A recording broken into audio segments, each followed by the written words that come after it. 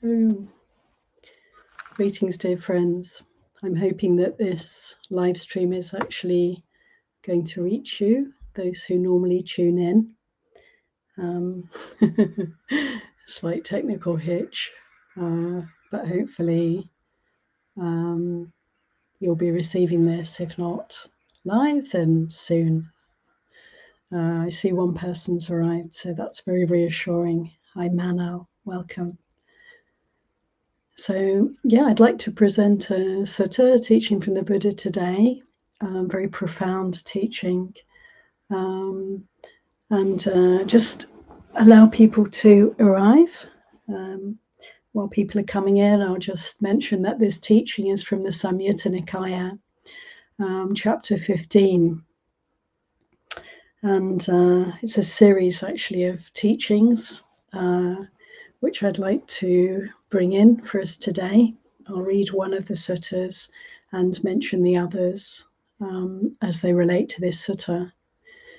So welcome, everyone. This sutta is a teaching about the beginningless and endless nature of samsara, the beginningless and endless nature of that which exists, that which is contained within this universe, or perhaps there are many universes, who knows.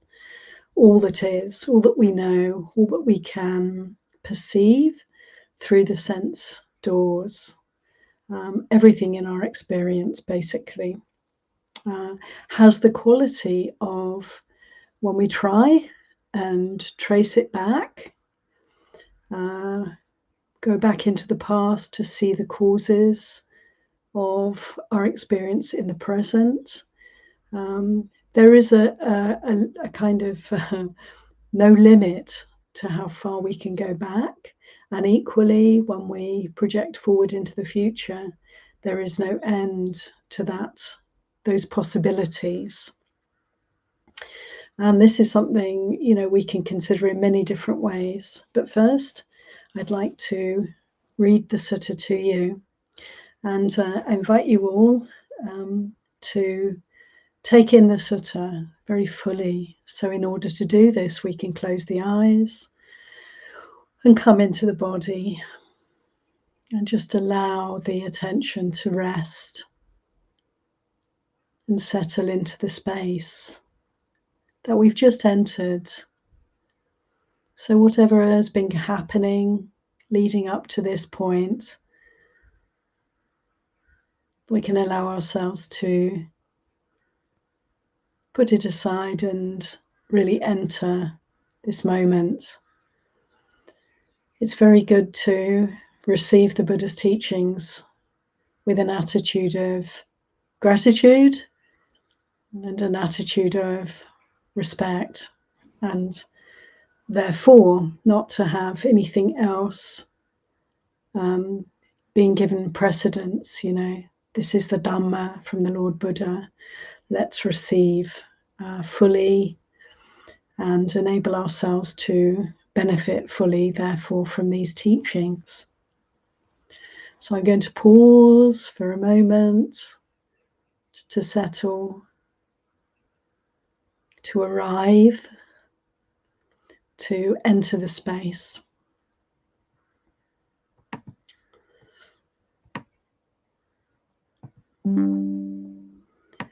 And as I mentioned, this sutta comes from Samyutta Nikaya, the connected discourses or shorter discourses of the Buddha. Huge collection, as many of you all know, of amazing teachings on every topic of Dharma. And chapter 15 is about causation. And this sutta, number 2, 15.2, is called the Earth, Pathavi Sutta. So relaxing and opening to this teaching, here goes.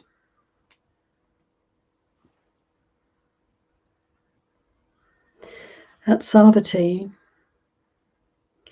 and the Buddha speaking, He says, mendicants, transmigration has no known beginning. No first point is found of sentient beings roaming and transmigrating, shrouded by ignorance and fettered by craving. So just in case for any of you this word is not so familiar, this transmigration means really in this context birth and rebirth, birth and death, rebirth and death, the constant coming and going from one form to another, life after life. So to say again, the Buddha said no first point is to be found of sentient beings roaming and transmigrating, shrouded by ignorance and fettered by craving. So we're blinded by ignorance. We're not seeing things clearly. This is why this endless roaming and searching is happening. And the other cause, which is an offspring, an offshoot of ignorance, is that we're fettered by craving. We're bound up, caught up, trapped by craving in this endless cycle of birth, death, rebirth. The Buddha goes on and gives us a simile here. He says, suppose a person was to make the whole earth into clay balls, the size of jojoba seeds, little clay balls. They'd lay them down, saying, this is my father, this is my grandfather, this is my mother, this is my grandmother, etc. The whole earth would run out before that person's fathers and grandfathers were counted. Mothers and grandmothers were counted. So that's quite an image. This entire planet divided up into little tiny balls, and each one representing a parent, a grandparent, perhaps a child, a grandchild, and so forth. We would run out of clay balls before we had counted all of those parents, grandparents. Imagine. It's kind of actually quite hard to really conceive of this. How many little balls would there be? That in itself is kind of countless, isn't it? And even so, we would use them all up before we've counted all those, you could say in essence, all those that we've been related to, life after life after life. And the Buddha goes on to say, why is that? Why would we experience this? Because transmigration, birth and rebirth, has no beginning that we can know. No first point is found of sentient beings roaming and transmigrating, shrouded by ignorance and fettered by craving. For such a long time, says the Buddha, for such a long time you have undergone suffering, agony, and disaster, swelling the cemeteries. For so long we have been experiencing, friends, suffering, agony, and disaster, swelling the cemeteries. He says, this is quite enough for you, for us, to become disillusioned, dispassionate, and freed regarding all conditions. If we can recognize, if we can realize the truth of this teaching, we would surely have no wish to continue this endless cycle of suffering. And friends, even if we don't have we don't have the special powers, the higher knowledges whereby we could recognize all these past lives that we've already experienced. The Buddha had this kind of vision, this kind of seeing, this kind of knowledge. One of the Te Widya, the three higher knowledges, he could see not only his own trajectory, all the past lives, countless, beginningless, that had led him to the point when he became a Buddha.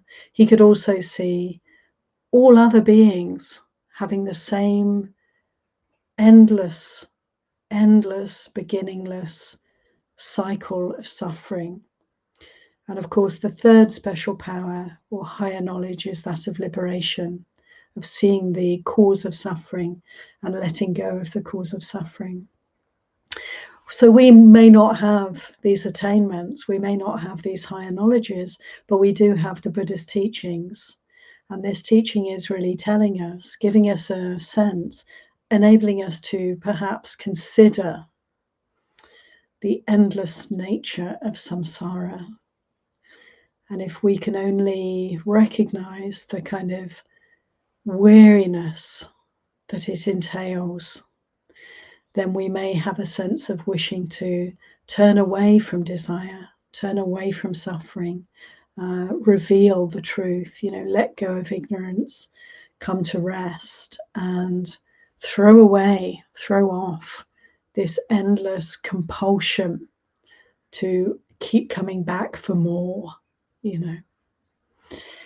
He said, this is quite enough, recognizing the truth of this teaching, that samsara has no beginning and no end, this realm of suffering, this desire realm. If we could just consider this is quite enough to become disillusioned, dispassionate, and freed regarding all conditions. Disillusioned, nibbida. Another meaning of this word nibbida is weariness, turning away from. Disillusioned is a really good translation of nibbida, to become disillusioned, no longer enamored, no longer enticed or intoxicated with samsara. We kind of develop this world weariness. This dispassion arises then. Viraga, this loss of the heat, this cooling down, this seeing through passion and letting it go. And that leads on to freedom, vimutti, to letting go of all the conditions that will lead to further suffering in samsara. So what a profound teaching, friends. And I'd like to point to the fact that this sutta is actually in a group with some other suttas which are on exactly the same teaching around the recognition of the impossibility of coming to an end within samsara, the impossibility of knowing a beginning to the suffering in samsara.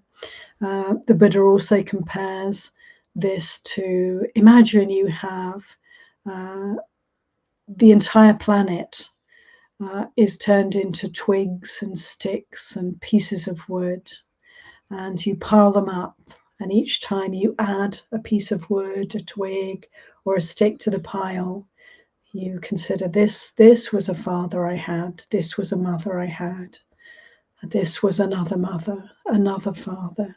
You'll never get to the end of your list of mothers and fathers. You'll run out of twigs and sticks more quickly than you can meet the end of all those who have given birth to us, all those who have been a parent for us. Buddha gives another simile in one of these suttas of tears, and this one really strikes me profoundly. The oceans of tears, he says, consider, the 4 great oceans and all the water within them, all the salt water. And he says, you have cried more tears. All the tears that you have cried would fill these 4 oceans and beyond. All the tears that have been wept for those that we've lost, the dear ones that we've lost. The size of a tear, little tiny drop of salt water, saline, and then all the brine, all the saline water in the 4 great oceans. And the number of these tiny tears that we've shed over time would fill and overflow the 4 great oceans. Again, it's like just to take that in, just to consider that. A sense of endless time, no limit. We know through science that this universe was created at some point millions and millions of years ago, but it actually has a beginning. We also know that this universe has an end. It's very, very, very, very far in the future. But as the universe expands, at some point it stops expanding, and then the universe collapses back in on itself. And in the end, we return to what's termed the Big Bang, isn't it? The collapsing in to one point of the entire universe. So we might have ideas and thoughts about, actually, there is a way of coming to the beginning.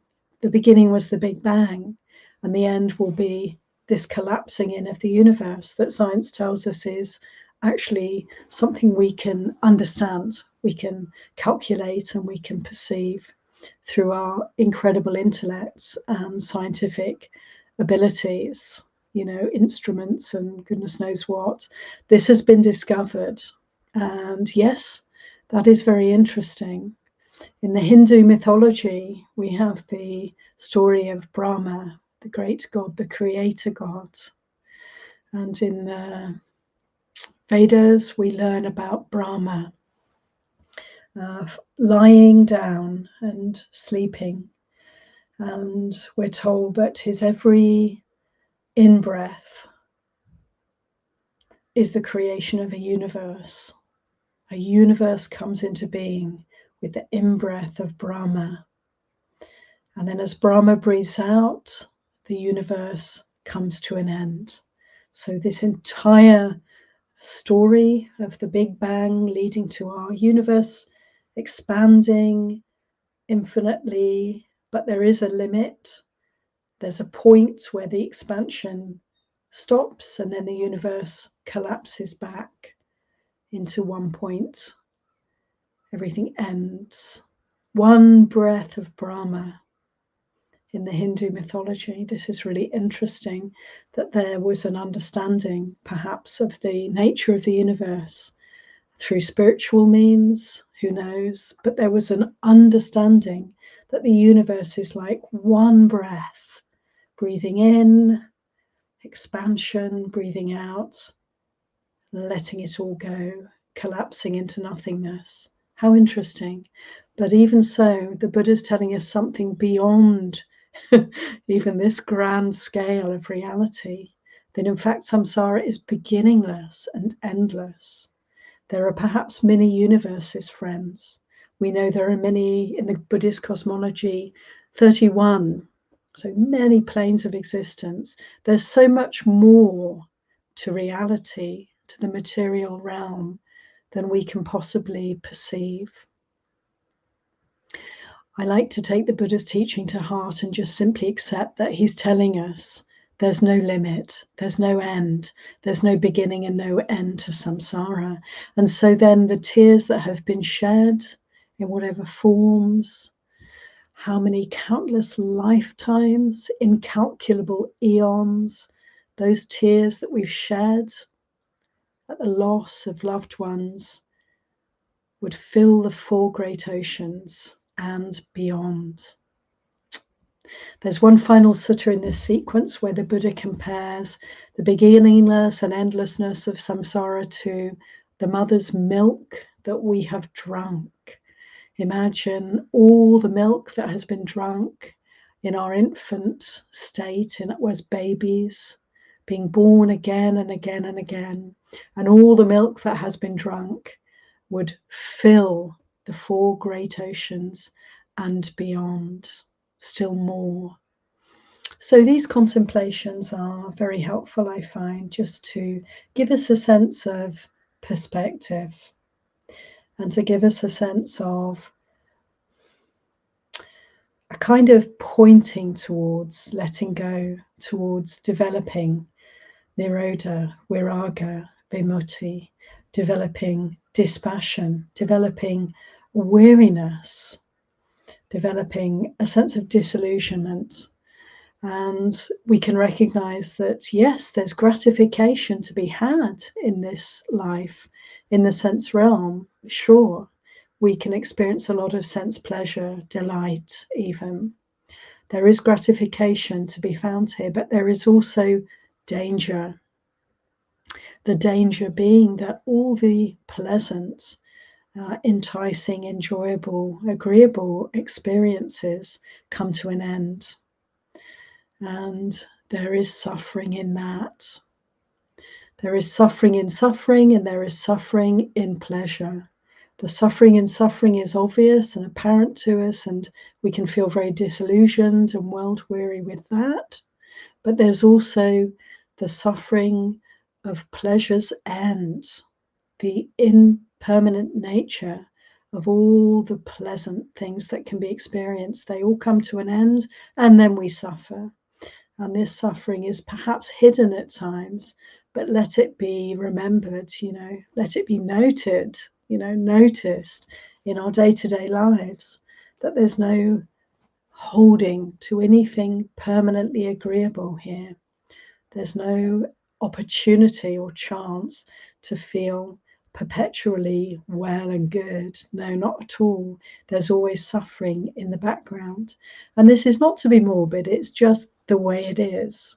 And recognizing that, we can develop this kind of quality of wanting to step above, step out of, step beyond this, to back up a bit and look at the full picture and see how we really don't want to be immersing in samsara, because it's suffering, because it's desire after desire that is always going to be unsatisfied. And therefore, there's a very strong inclination can come up in our hearts to step free, to let go, to see beyond, to basically work to attain freedom from suffering that is nibbana. So I hope these images, these similes are helpful. Have a look at Samyutta Nikaya, chapter 15, the first few suttas. There is a great beauty to similes and a great helpfulness to similes, isn't there? When we can visualize these teachings in different ways, it's very powerful. So let's remember the 4 great oceans of tears, friends. And when we're grieving and mourning, let's remember, this is an old feeling. We've experienced this many times. Let's strive to let go of all this suffering. And when we're enjoying and delighting in life, let's just remember that all of this is surely going to change. Let me be awake to this.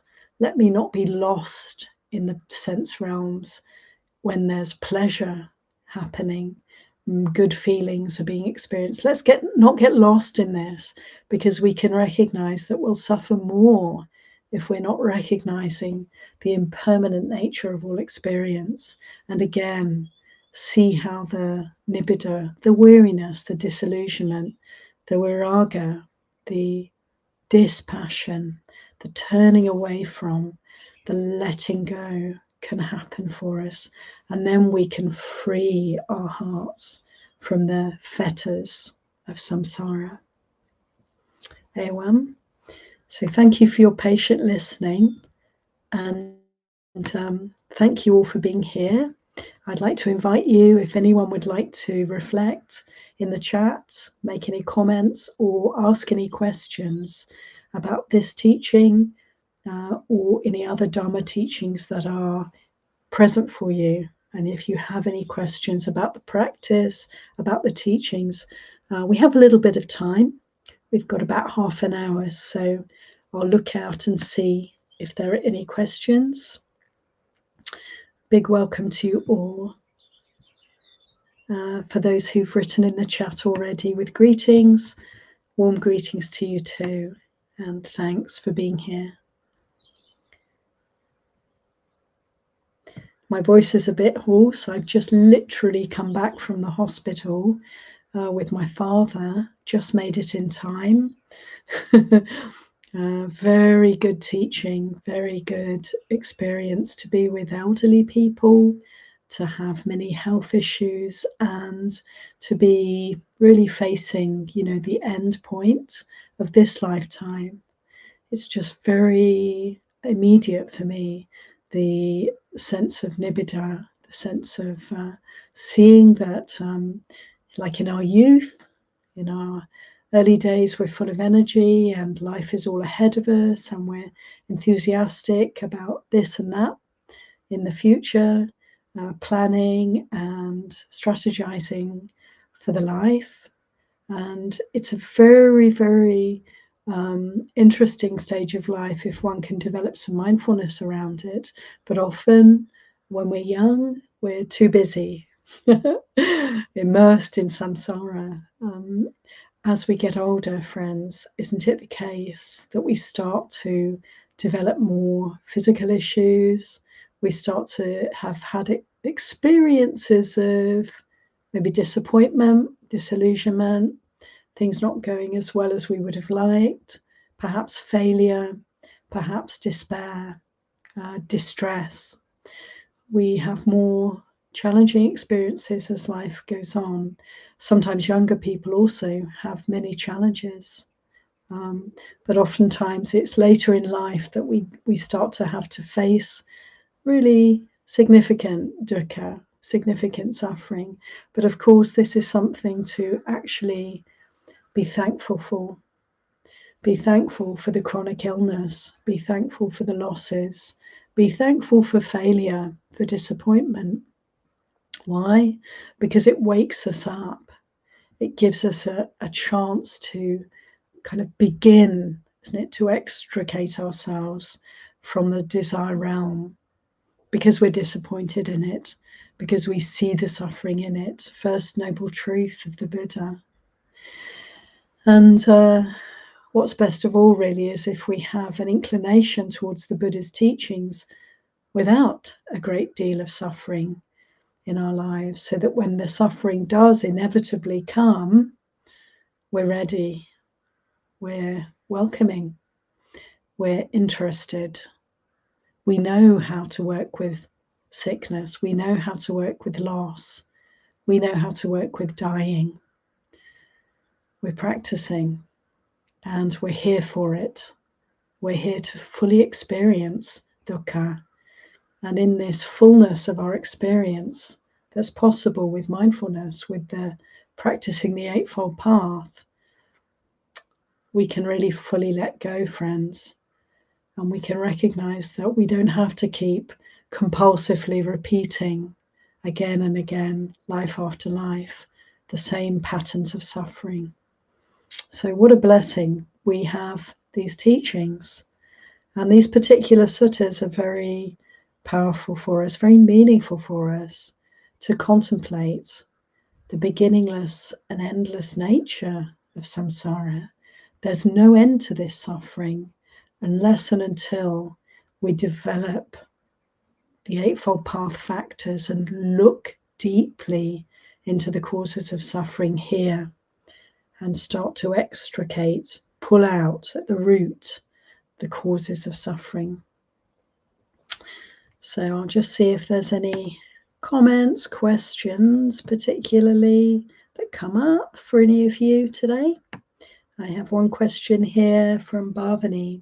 Thanks, Bhavani. It is. How can the aversion be a better ayah? Thank you. I'll see if I can figure out the meaning here. I'm not really sure what you're asking, Bhavani. I'm sorry. Maybe if you can rephrase the question, then I might get it. Thank you.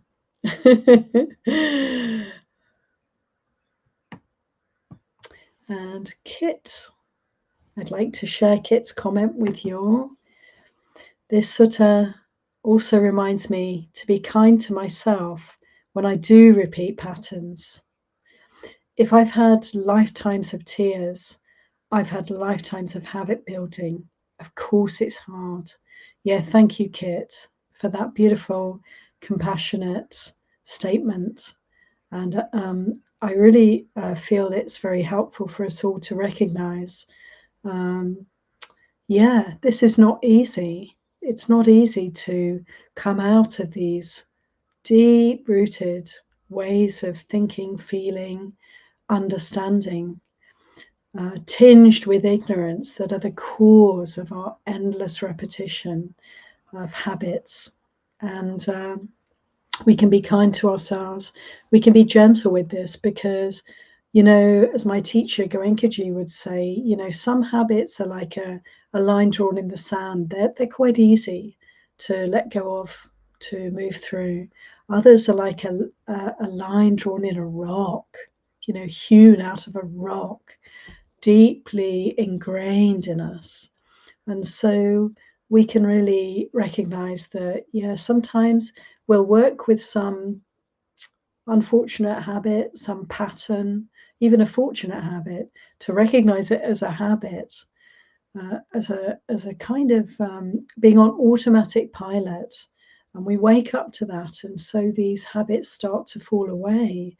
But it can be a case of working with the same tendencies and inclinations day after day after day. How many lifetimes have I had this anger reflex? How many lifetimes have I been feeling this anxiety and fear? How many lifetimes? How many tears have I shed in grief already? But in the moment that we're having an experience of sadness or anxiety or anger, if we're present for it, friends, then the habit is most certainly diminishing, fading away, freeing up.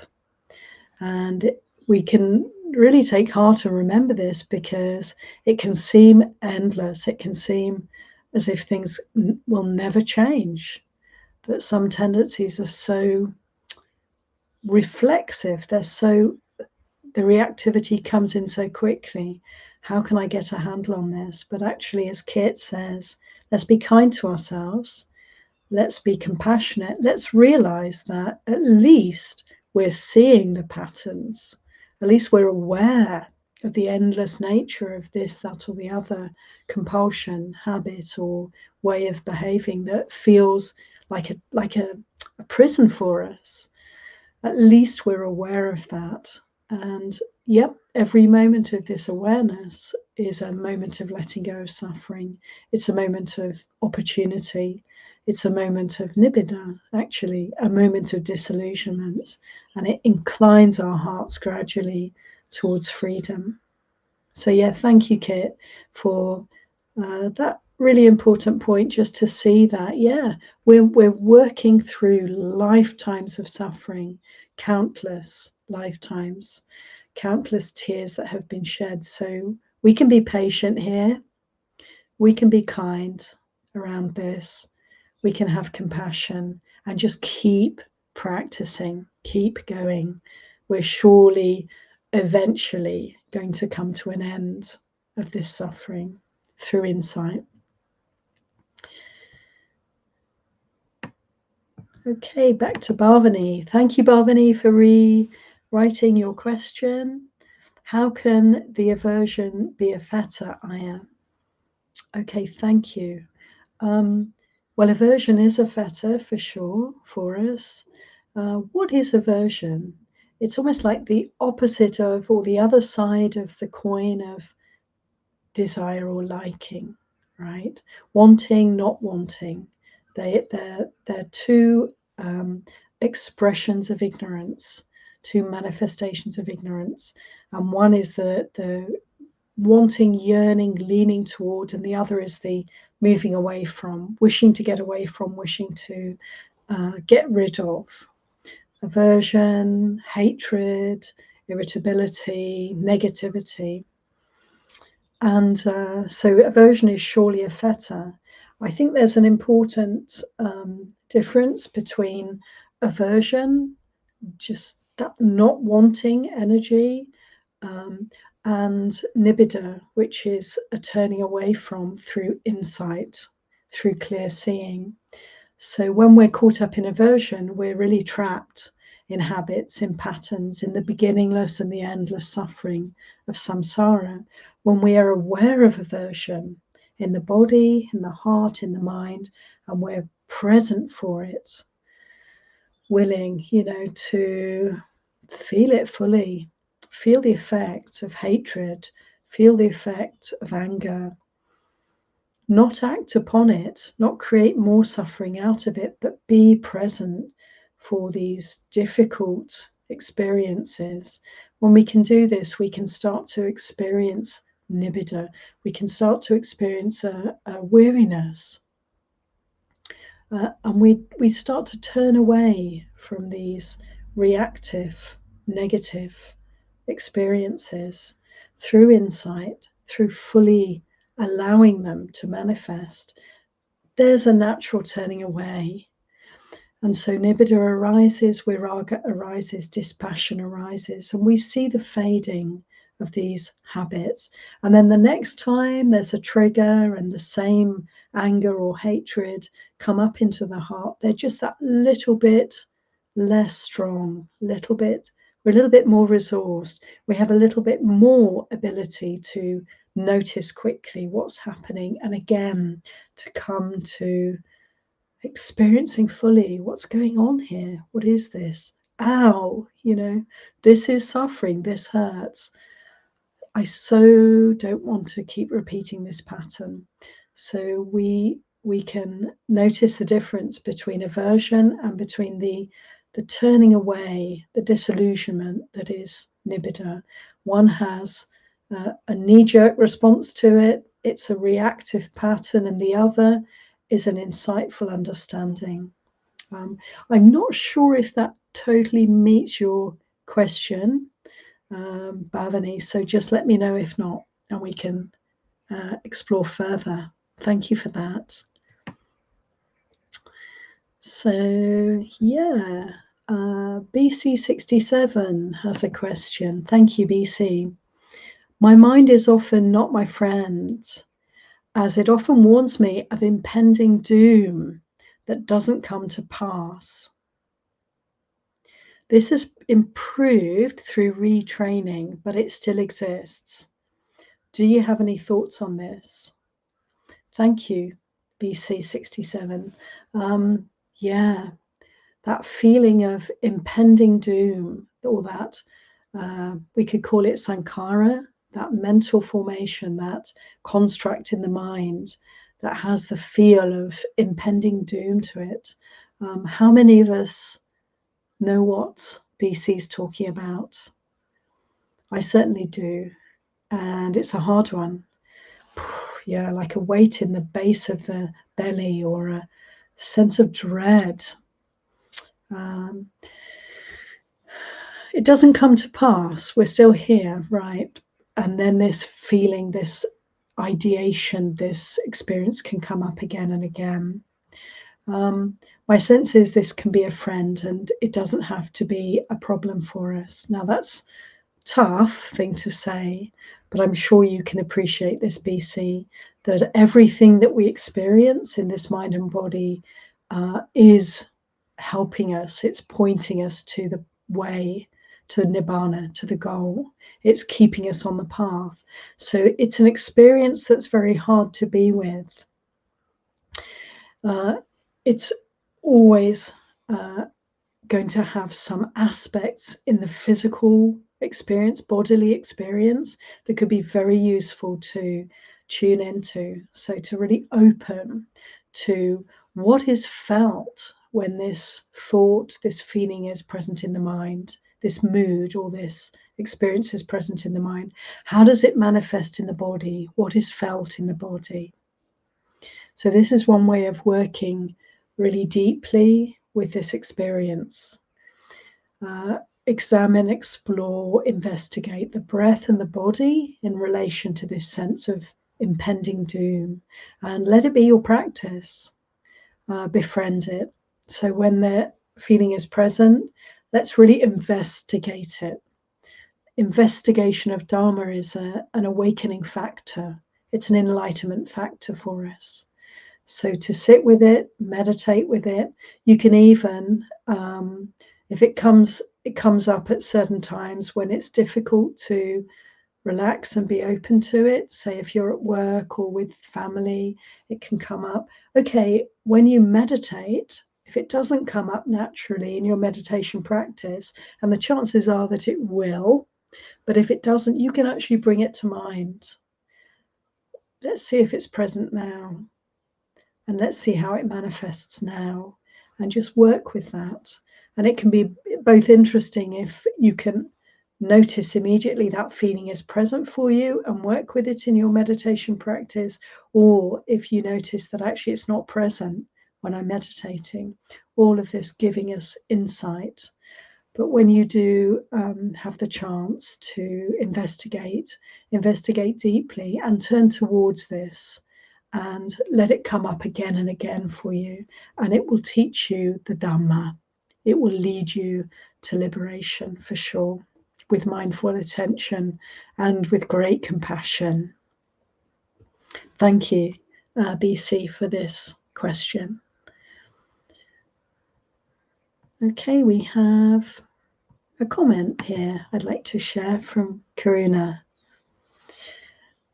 These are so deeply striking to me. For such a long time, you've undergone suffering, agony, and disaster, swelling the cemeteries.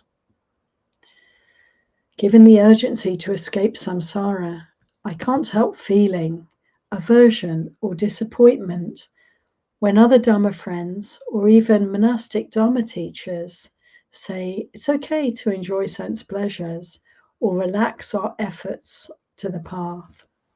Yeah, there are so many teachings of the Buddha that are really inviting us to develop a sense of urgency, or at least put this practice, this path of practice, to the forefront, make it our priority, because life is short, and this life is short, but even more, the endless nature of suffering in samsara is so horrendous to contemplate that we don't want to waste a single moment of this short life.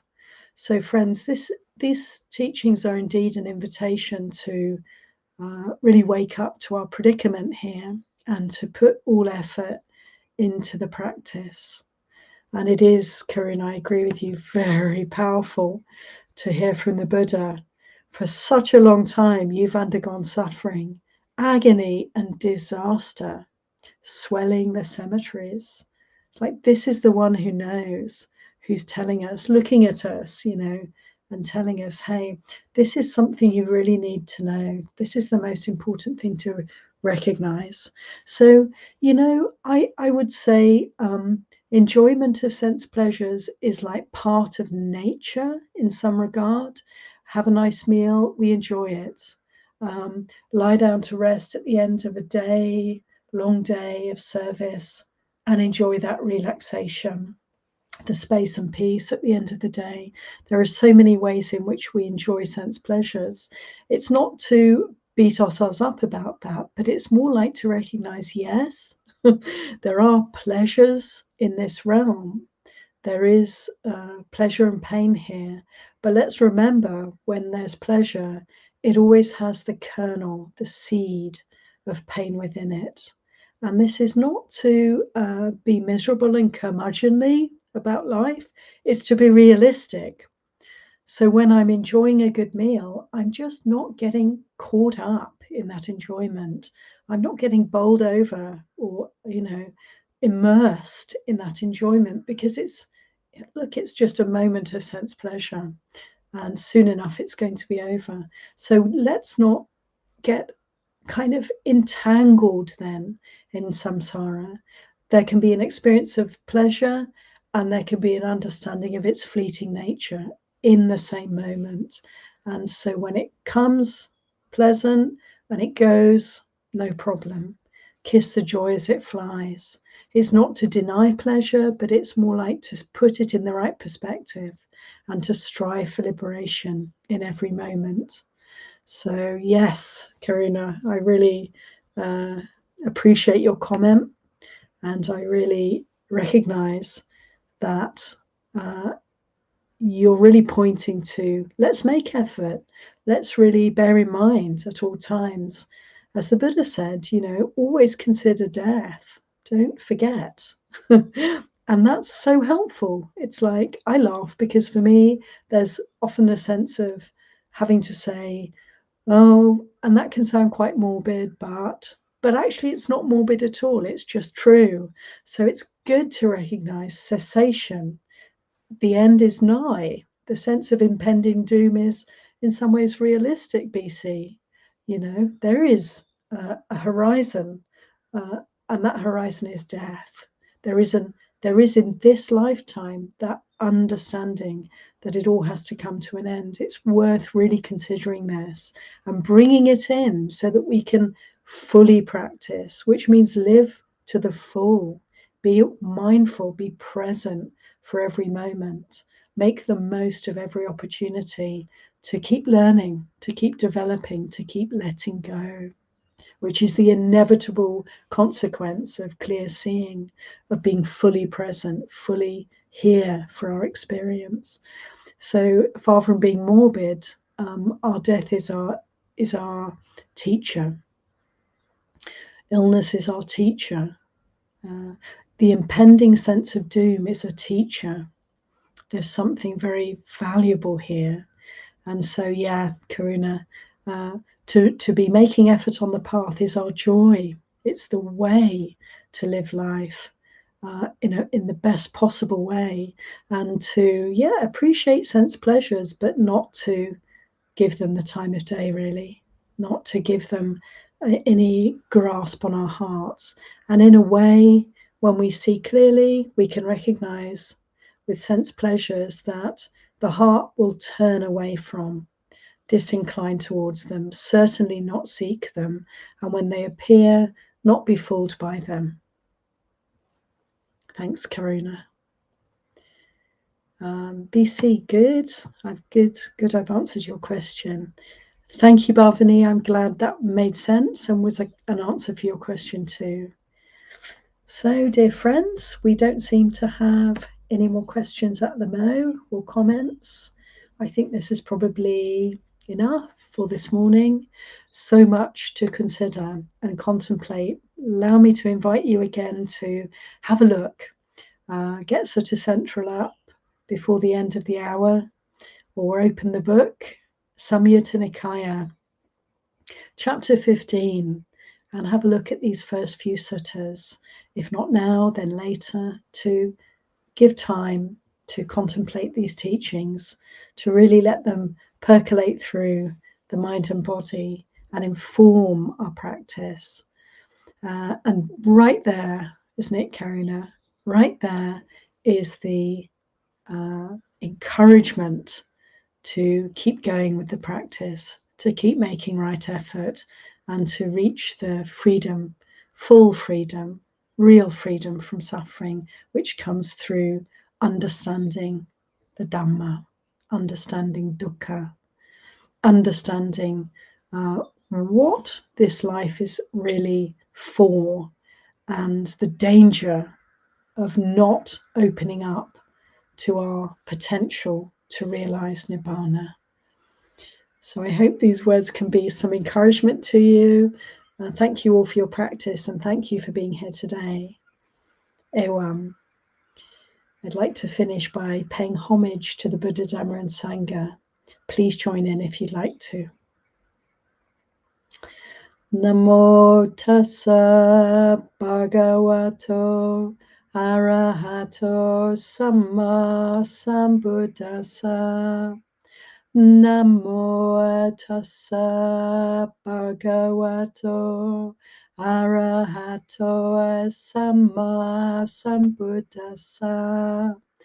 Namo tassa bhagavato arahato samma sambuddhassa. Buddham dhammam sangham namasami.